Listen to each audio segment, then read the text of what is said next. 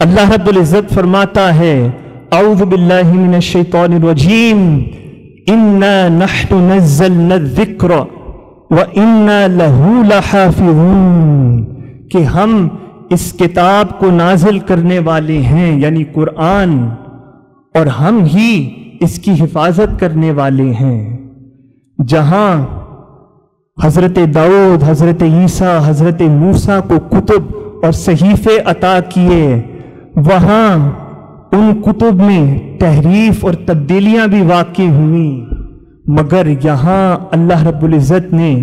معجزتاً حضور کو قرآن عطا فرمایا، مگر قرآن میں کوئی تحریف یا تبدیلی واقع نہیں ہوئی۔ یہاں فقط شان خدا کا معاملہ ہے، مگر جہاں شان خدا کے ساتھ شان مصطفیٰ، عظمت مصطفیٰ کا معاملہ ہے،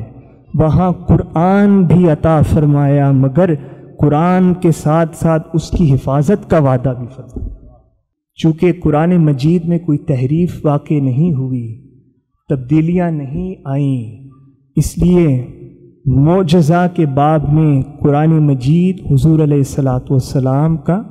سب سے بلند و بالا